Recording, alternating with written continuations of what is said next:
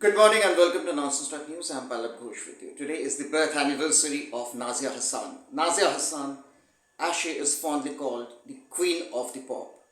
Queen of the Pop she was.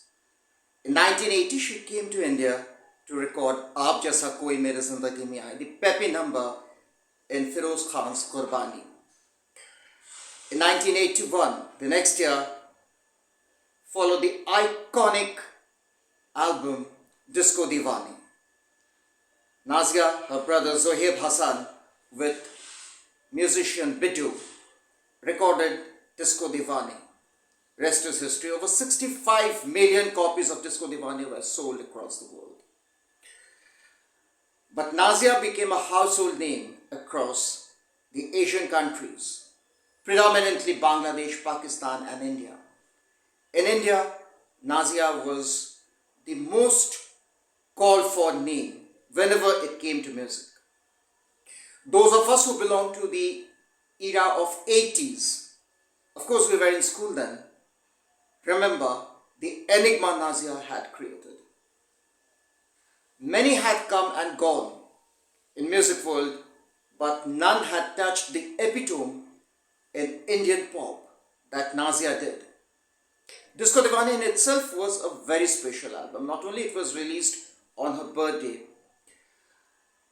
that year, but Disco Deewane for many of us was an attraction, definitely because of the songs like the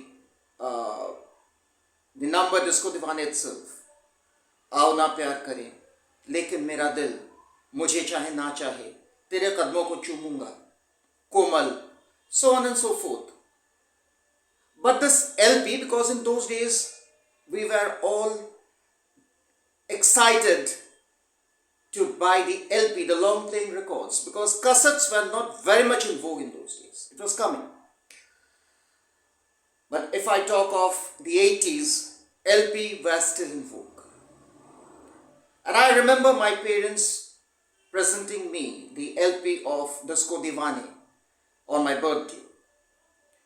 Now, the reason I said this LP was very exciting because unlike other LPs, this had two very big attractions. One, the detailed lyrics of the songs, and two, a centerfold of Nazia Hassan. Well, those of us in India were not much familiar with her stage shows or television programs. Today when we watch Google, when we watch internet, we come to know she had done numerous stage shows, numerous television programs in Pakistan and of course in England where she resided. But for us, the interview she gave to one and only, the iconic Tabassum, for Phool Khile Hai Gulshan Gulshan. Tabassum also left us a few months ago. The iconic television figure, Tabassum. She gave the interview on Phool Khile Hai Gulshan Gulshan, and there she shared many things about her life, though she was very shy and she was always very hesitant to speak. But people fell in love for her simplicity, for the honesty that was visible in her eyes. Well, rest is history. As I said, I will not be going into the other details like her bad marriage, her death. Today is the reason I wanted to record this was just a tribute to the Enigma Nazia Hassan, to the nostalgia Nazia Hassan, to the songs of Nazia Hassan. Later, of course, her albums followed. She and her brother sang for another film, a Kumar Gaurav star. And then after, her albums followed like Young Tarang, Hotline, and last was Camera. Nazia Hassan will be remembered through her works, through her songs. But before ending, I just want to say one thing, because not many people may not be aware of it. Nazia was definitely a very good singer, a very good musician, but she was equally a wonderful human being.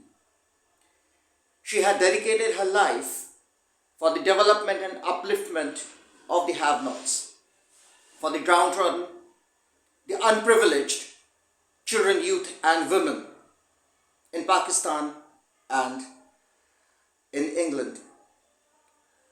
In the later phase, when she got the opportunity to associate with the UNICEF and United Nations, she tried to give shape to her dreams. Unfortunately, her death came at a very young age. But as I said, Nazia will be always remembered through her works, through her music, and especially those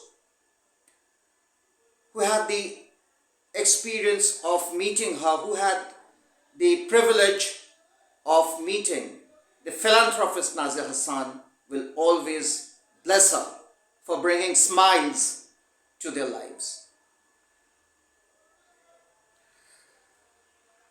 As I said, I will not be going into other details because this was just a tribute to Nazia Hassan and the nostalgia Nazia Hassan on her birthday.